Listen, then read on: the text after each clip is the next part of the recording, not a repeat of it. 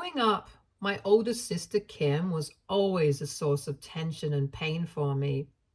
From as far back as I can remember, she harbored a deep-seated jealousy that shaped our relationship in ways that were far from what you would consider healthy. While many people encountered bullies in their lives, mine wasn't at school or in the neighborhood. Mine lived right under the same roof, sharing the same home with me. Even as a young child, I quickly learned that my sister could be quite mean and aggressive, especially when she was angry or jealous of me. Kim would always push me around or pinch me so hard that I would end up in tears. If I dared to cross her in any way, whether by not listening to her or simply being in the wrong place at the wrong time, she would retaliate by taking something of mine, usually my toys or my books, which were a big deal to me at the time. Kim would kick me occasionally at school, knowing that I could not stand up to her there.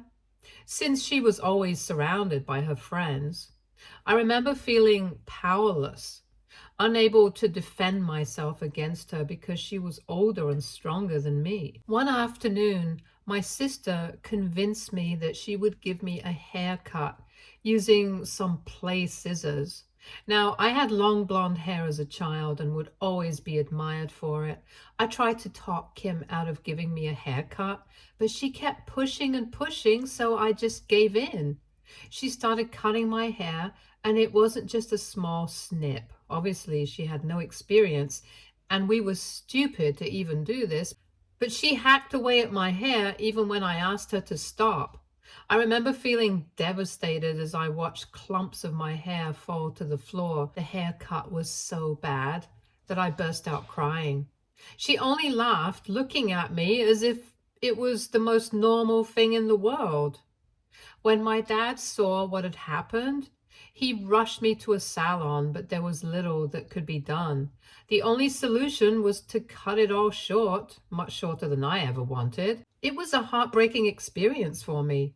As difficult as my sister was, what made the situation even harder to bear was the fact that my mother always seemed to take her side. Whenever I cried and went to my mom for comfort, hoping she would understand and protect me, she would dismiss my feelings, saying things like, "Sisters fight sometimes," or "I used to do the same with my sister when I was young." Her words made me feel like my pain didn't matter. My dad saw what was happening and would try to discipline my sister whenever she crossed the line. But every time he did, my mother would intervene, not to support me, but to protect Kim.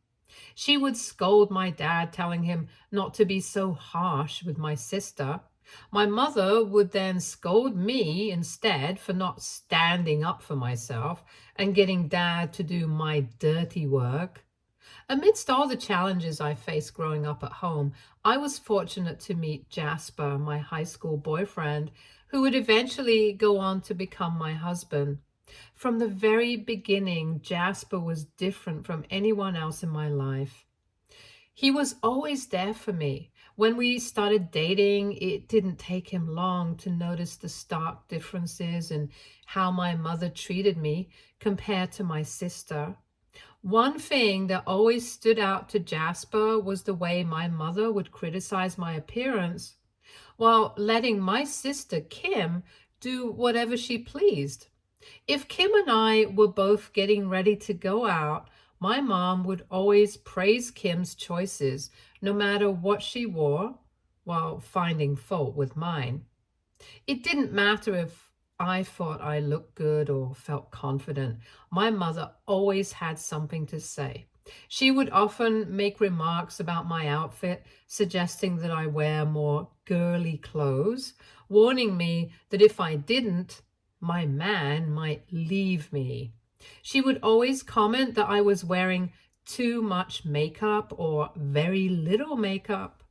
My mom had made these comments once or twice in front of Jasper when he had come over for dinner at my house. I could see how much it bothered him, but he would try to keep his mouth shut. Normally, Jasper wasn't the type to just sit back and let things slide. Hence, the third time he had come over to our place and my mother again started with me about my clothes and makeup, Jasper immediately stepped in to support me. He calmly but firmly told my mother that he liked the way I dressed and that he saw no issues with it. His defense of me caught my mother off guard. She laughed awkwardly, trying to brush off her comments as if they were just jokes, but we all knew better. As much as things were difficult between me and my sister, we had somehow managed to keep our relationship on relatively stable ground, despite the weekly fights and underlying tension. But everything took a turn for the worse the day she brought her boyfriend Derek home for the first time. The moment Derek laid eyes on me, he blurted out, "Wow, Kim, I had no idea your younger sister is so hot." The words hung in the air, awkward and inappropriate. Kim immediately glared at Derek, and then, as if I was somehow to blame for this crude remark, she turned and shot daggers at me with her eyes. I smiled awkwardly, even though I found his comment to be in extremely poor taste. As the afternoon went on, I tried to stay out of Derek's way, focusing on helping my mom in the kitchen or finding excuses to busy myself elsewhere. But by the evening, when we all settled in to watch a movie together as a family, it became impossible to completely avoid him. We were all in the same room, and that's when I started noticing something even more unsettling. I could feel Derek's eyes on me, staring at me a little too long from across the room. It wasn't just a casual glance. Every time our eyes met, he would flash a slight, creepy smile before turning his attention back to the TV, as if he was doing this intentionally. As a woman, you develop a sense for these things, an intuition that tells you when a man is looking at you in a way that feels wrong. Derek's gaze made my skin crawl. It was persistent, and it made me incredibly uncomfortable. I found myself shrinking into my seat, trying to make myself as small as possible, hoping he would stop. I avoided his gaze as much as I could and tried to focus on the movie, but it was hard to concentrate with the knowledge that he was watching me like that. After the movie ended, Kim made an announcement that caught me off guard. Derek would be staying over in her room because it was too late for him to drive back home. Despite feeling uneasy about Derek's earlier behavior, I tried to push my concerns aside. After all, I had no choice in the matter anyway. Later that night, I woke up with a craving for a midnight snack and remembered that I had a half-eaten chocolate bar stashed away in the fridge. I quietly made my way downstairs, hoping to grab it and head back to bed without making any noise. But as I entered the kitchen, I was startled to see Derek standing there, shirtless, rummaging through our kitchen drawers. My first instinct was to turn and run back to my room, but then I reminded myself that this was my house. He was the guest, not me. Trying to stay calm, I ignored him and walked straight to the fridge, retrieving my chocolate. Derek turned and looked at me, seemingly surprised that I was there, but I continued to ignore him, keeping my focus on the chocolate bar as I prepared to head back upstairs. As I started to leave the kitchen, he suddenly called out, asking if I wanted an omelet. His tone was casual, as if it was perfectly normal to be making small talk with his girlfriend's younger sister in the middle of the night while standing shirtless. I firmly yelled back, "No," and quickly walked towards the staircase, my heart pounding. But before I could reach the top, I heard him running after me. In an instant, he grabbed me by the back of my shirt, pulled me back slightly. My heart raced as alarm bells went off in my head. He asked me if he had done something to piss me off, as if he couldn't understand why I was avoiding him and running away. Panic surged through me. and I yelled at him to stop chasing me and to leave me alone. I yanked myself free and bolted up the stairs, slamming my bedroom door behind me, my heart racing with a mix of fear and anger. The next morning, I knew I had to tell my parents what had happened. I sat down with them and recounted the incident, emphasizing how uncomfortable Derek had made me feel throughout the day and how he was walking around our home shirtless. My dad listened carefully and immediately assured me that Derek would not be allowed to stay over again. His response was firm and protective, and I felt a small sense of relief knowing that he believed me and was taking action to keep me safe. But when Kim found out, she exploded with anger and she accused me of being jealous of her relationship with Derek, yelling at me in front of our parents that I was probably making everything up just to ruin things between them. Her words cut deep, and I tried to explain to her how uncomfortable Derek had made me feel, how his behavior in the kitchen had scared me, how he had run after me to confront me, but she didn't care. She was too blinded by her attachment to him to see what was really happening. Even my mother felt like I was overreacting about Derek and that he seemed like a nice boy. Fortunately, my dad was on my side, so Kim was banned from ever bringing him home ever again. This whole situation made things even worse between me and my sister. I couldn't understand how my own sister could choose to believe her boyfriend over me, especially when I had nothing to gain by making up such a story. It was as if, in her eyes, I was the enemy, someone trying to sabotage her happiness. After the whole ordeal with Derek, my sister made it her mission to keep her personal life as far away from me as possible. Whenever she was dating someone new and planned to bring him home for lunch or dinner, she would ask me to stay over at my best friend's place for the night or find some other excuse to be out of the house so her boyfriends would not have to meet me. While I didn't mind getting out of the way most of the time, it was definitely inconvenient, especially when I had other plans or just wanted to relax at home. Fortunately, after I moved out to attend college, I didn't have to deal with this strange, uncomfortable arrangement anymore. I was admitted to one of the best universities in the country on a scholarship, and my parents were incredibly proud of me. I remember the day they visited my campus for the first time. They were absolutely blown away. My mother, who was never one to freely give compliments, actually praised me for my hard work, though her words were begrudging and felt somewhat forced. They meant a lot to me because they were so rare. My father, of course, was beaming with pride. He had always been supportive of my academic pursuits, and seeing me get into such a prestigious institution was a validation of the faith he had always placed in me over the years.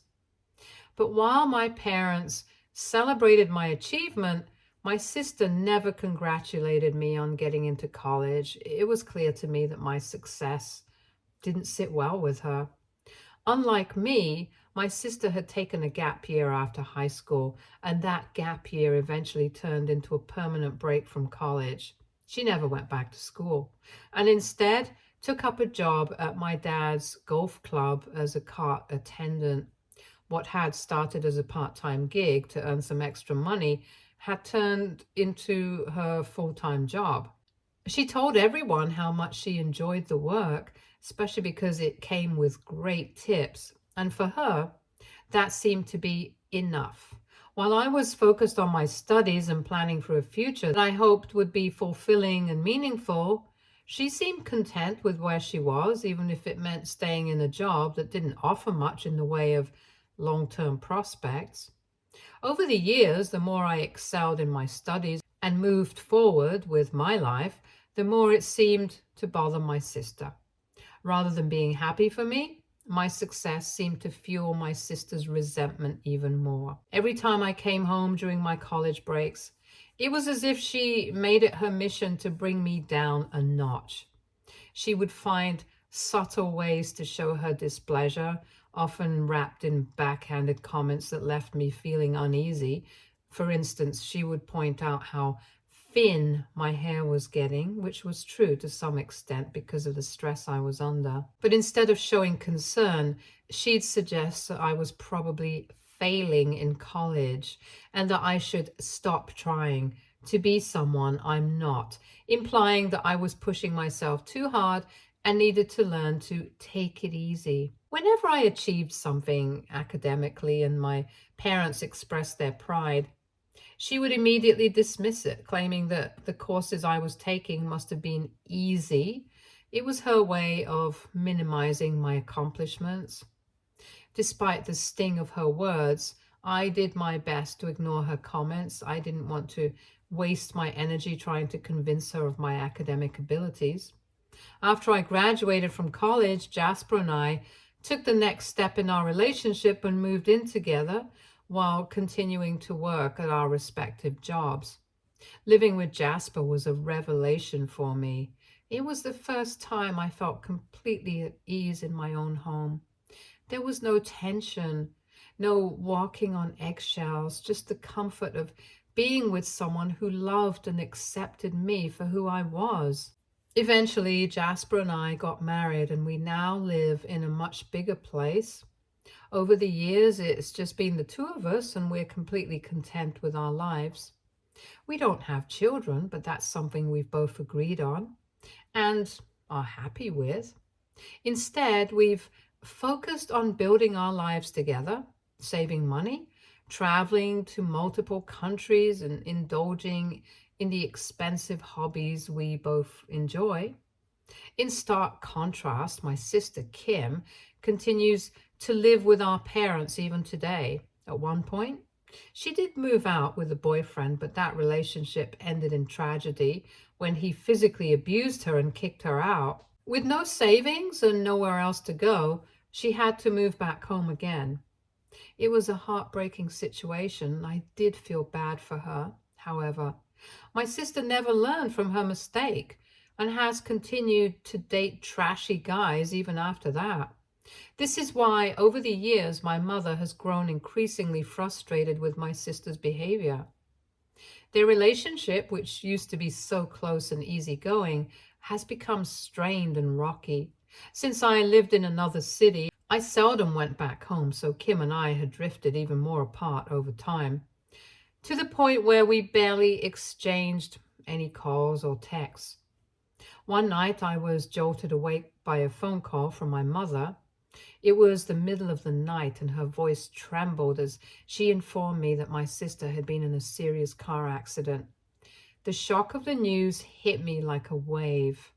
I stayed up for hours, anxiously waiting for updates from my parents.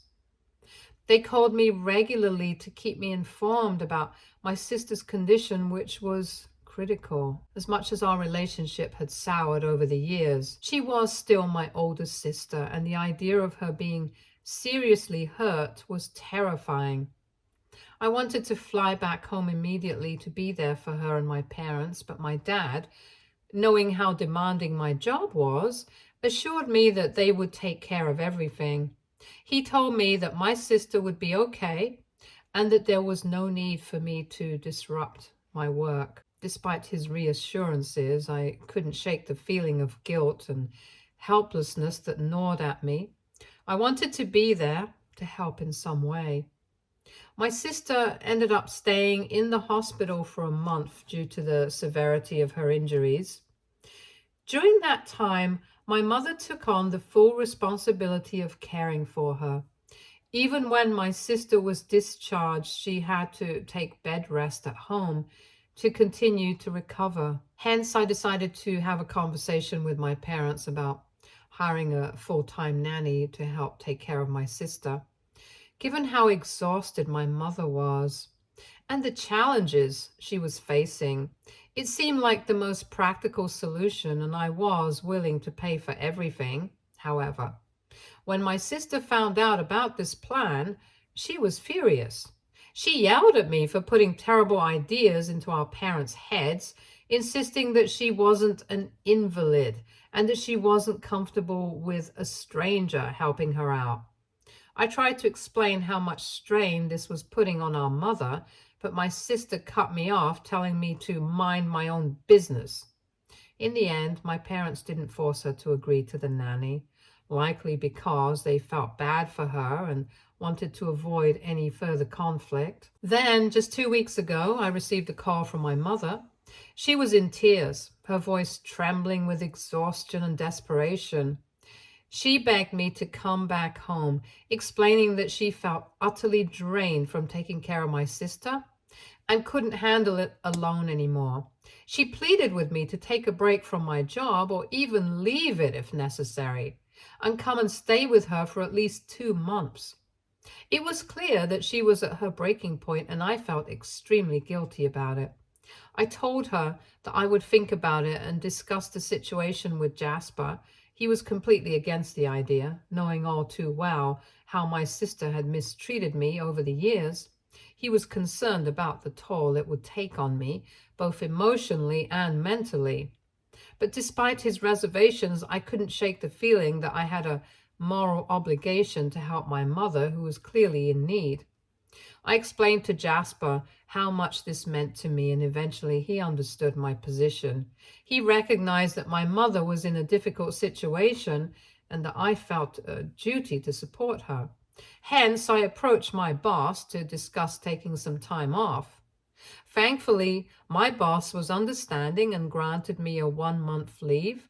Additionally, I was allowed to work from home for the following month as long as I completed all my assignments. This was the best outcome I could have hoped for, a compromise that allowed me to be there for my family while still maintaining my job. Feeling relieved and somewhat optimistic about the situation, I booked my tickets in the hopes of surprising my mother and preparing to fly back home. Although I knew this wouldn't be an easy time, I was determined to do what I could to help my mother and make the best of the circumstances. When I finally arrived home, my sister Kim was the one who opened the door. I was taken aback to see her, as she looked weary, leaning heavily on crutches to support her. She was stunned to see me as well. I greeted her with a smile and moved in to hug her, but she appeared indifferent. She asked me sharply what on earth I was doing there. I explained that I was there to surprise Mom and to help out however I could. Hearing this, Kim's face twisted in anger. She told me that I had no right to just show up unannounced and that she didn't appreciate my presence. She even had the audacity to suggest that I wait outside until Mom come back home. As she railed at me, I tried to stay calm, but it wasn't easy. I reminded her that this wasn't her decision to make, and it was actually Mom who had asked me to come home to help her out since she was exhausted. I pushed past her into the house with my luggage, telling her that she could ask Mom if she didn't believe me. Kim turned and with a loud slam retreated into her room, leaving me standing in the hallway, feeling both frustrated and disheartened.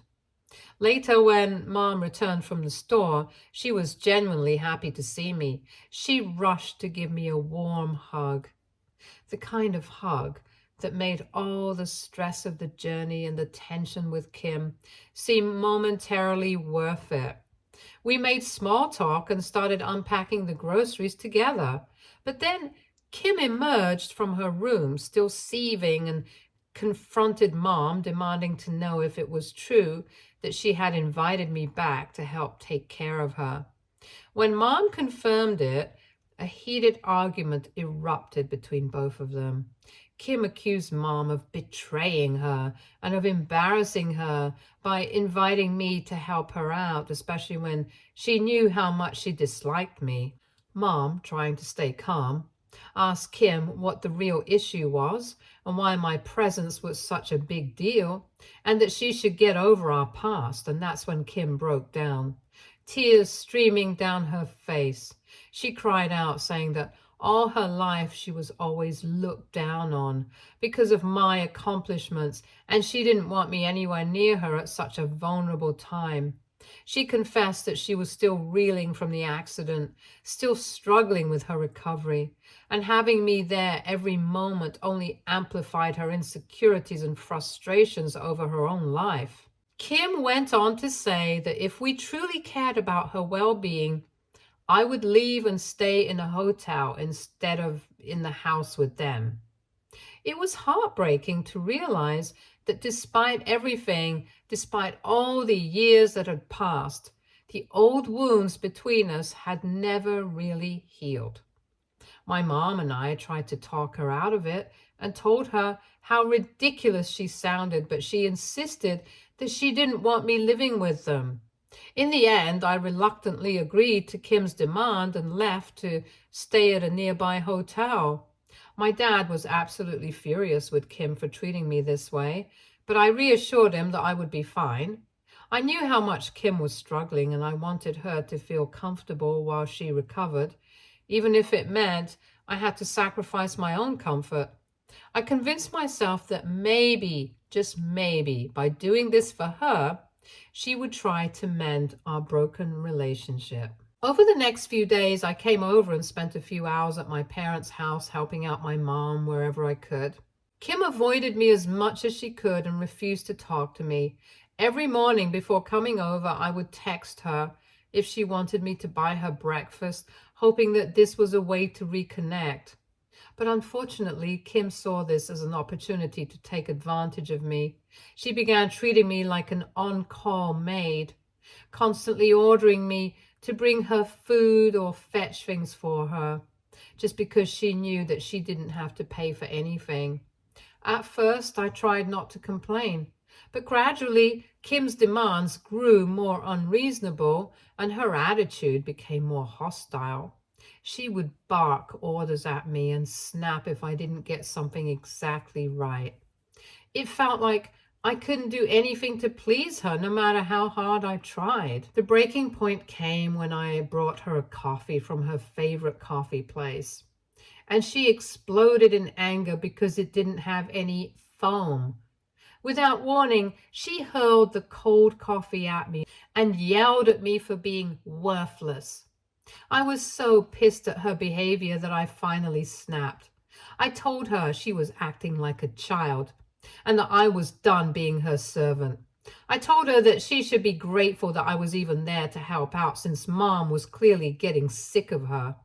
I was so angry that I spit out that maybe she deserved the pain she was going through, that it was karma for how she had treated others, including me, all these years. As soon as the words left my mouth, I knew I had crossed a line, but I was just too angry to care at that moment. I stormed out of her room, leaving her in stunned silence.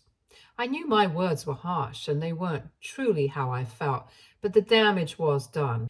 Since that confrontation, Kim has been calling our cousins and other relatives, painting me as the villain in this situation. She's been telling everyone how I'm a spoiled brat, how I lashed out at her when she was at her most vulnerable, and how this is exactly why she didn't want me around in the first place. Now I'm torn. On one hand, I feel terrible for what I said. I know it wasn't right, and I hate that I let my anger get the best of me. On the other hand, I'm exhausted from constantly being treated like a bad guy, especially when all I wanted to do was help. AITA, Update 1.